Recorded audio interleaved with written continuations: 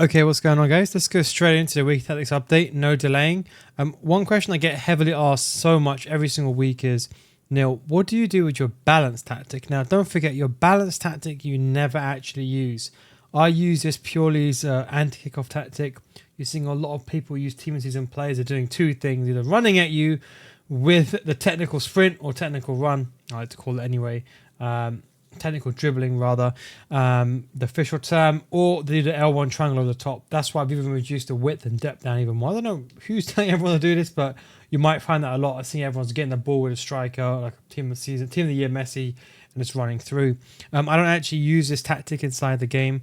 So everyone's on comeback and defense. Now, this will depend on whatever formation you have. You know, if you are for chemistry playing in a 4-3-3, then maybe you'll have a 4-3-3 system here. I just put everyone on comeback and offense. The idea behind this is that this is just the anti-kickoff tactic. So if my opponent kicks off first, I don't want to get done on the counter-attack. So at least players not going forward. Make sure you put everyone on comeback and defense. Very, very important. And I said it depends what formation you do play. Now, going over the tactics, and one thing that I just added in this week is the 4-3-3 third variation. Now, this is probably the most defensive formation. It's similar to the 4-2-3-1, except for you got a centre mid as opposed to a cam, which makes it a bit more defensive, more for closing out the game. I've kind of going for this now, so it's kind of like in between a 4-2-3-1 and not so defensive as a 5-2-2-1. You can still pass the ball around and maintain position. It's more preventing the press, which is the main thing here. So these are the tactics. You can copy and paste these. Balance 39. I've actually kept the tactics very much the same. You know, if I need to change to a 4-2-3-1, you know, unfortunately it's only 4 tactical slots, but I can just pause the game and simply change to a 4-2-3-1 inside the game if I need to control the play. But I still got the CDMs, got slow build-up play, balanced and wide as possible. Do not put possession, because remember, when you're trying to create space, you want a player to go away from you. If a player comes towards you, that means your opponent is also going to come towards you, and that's going to double up the pressure even more. So you want players to be going away, not coming close. 70 width, 3 players inside the box, and 1 corners and free kicks. And I got everyone to come back in defense. The left mid, right mid, both of them on stay wide again, being wide as possible, so I can lob the ball to them or switch the ball from side to side. Maybe getting behind is not that useful, but I like to use getting behind so I can take a lob ball in behind, especially if you've got the long ball play style. Plus, strike, I got stay central, come back and defense, false nine. False nine is very important. They will help when you're on a final third in midfield to pass the ball around. So when your opponent is pinned in this area, for example, over here, the striker will kind of come back a little bit.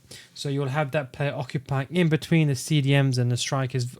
I mean, the defensive striker, occupy the space, should I say, in between your opponent's back line and CDMs. Very, very good for passing the ball if you want to waste time in that vicinity. This is where I'm actually using that for this system more. Cut passing lane, stay out attacking, cover center for both CDMs. And the center mids and stay back cover center now. There's a thing that you got to do. You got to go on a companion app and you got to put drop between defenders on. It's up to you if you want to use it. Drop between defenders basically makes this player play as a backfire when you're defending, and that way you're basically playing the 5-2-2-1. So do you understand why I've kind of replaced this?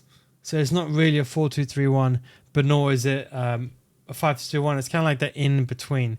Kind of going back to the old school system that I used to use. The left mid and right mid, both of them on come back and a stay back while attacker, should I say. And again, this is just a formation purely to close the game out. I'm using this realistically if it's 1-0 or 2-0, not straight away. This is the last dying embers of the game. Note, dying embers. I'm not going to switch to this if I'm winning 1-0 in 20 minutes. I will still maintain the flow, and that's why I got 3-5-2. I still believe this one, I'm switching between this and the 5-2-1-2. I don't know which one I prefer more. I think the 3-5-2 because the left mid and right mids are more engaged. But you defend in a 5-back with 2 CDMs, so I can actually close off the game with this formation. Do I need the 4-3-3? It's more if I get a counter-attack if I'm up against the Christmas tree, the 4-3-2-1. Then sometimes I can find something like that. But apart from that, I like this formation. It's the best one. You're attacking a 5-striker formation, defending a 5-striker formation, the best of all worlds. Balance 35-55, and that is not meant to be possession. That's meant to be forward runs, 55 and 7 players inside the box.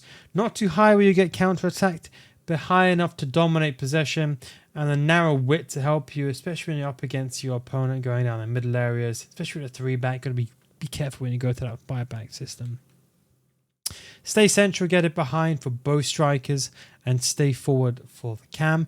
Both CDMs on cut passing lanes, to right and cover center. Left mid, right mid, both of them on comeback and offense. I was just trying something out there. Both of them on comeback and offense, get into the box and like this. And the back 3 on stay back. Now, a couple of things. You can play this system in a 4-4-2 if you put one of these players on stay forward and you put one of these players on comeback and offense. You will, and you put this player on comeback and defense as well, you will defend in a 4-4-2. Okay? That's a note then. So you can defend in a 4-4-2 if you want to. You can also make this defend in a 5-3-1-1 by putting one of the strikers on comeback and defense. That either makes it overly attacking or overly defensive. But I like the basic 3-5-2. At this point in the year, you should know, do you like to play in a 5-3-1-1 defensively? But I feel like you lose the attack of having 2 strikers ready for the counter attack. So that's why I don't do it. And sometimes I don't want to press in a 4-4-2 because I then have the 4-3-2-1. And this defends in a 4-4-2 anyway. So why do I need a 3-5-2 defense in a 4-4-2? That's the way that I look at it. And this way you got a back 4. It's a bit more structured, but you can change that if you want to.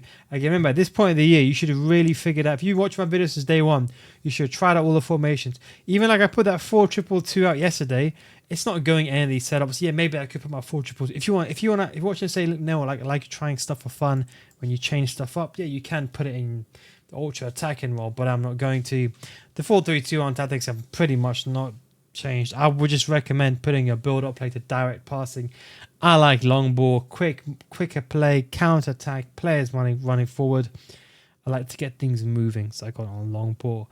But this defense in a 4-4-2, quite wide. It's not even a 35. You still defend in quite a wide 4-4-2, but not wide enough to get exposed in the middle. I think narrow width is very, very important when you're defending in a 4-4-2 in this formation.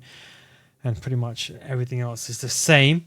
The strikers stay central, stay forward, get it behind. Left striker, right strikers on comeback and offense. He or she, should I say, because before he puts a senior there. But I put Ramirez there because Ramirez got better stamina, so that's why she puts there. She becomes the right mid. Stamina and Alexis stay back, cover center. So senior is now on cover wing. So when you're defending, this is how you defend in a 4-4-2, out of possession. And in possession, it turns into a 4-3-2-1.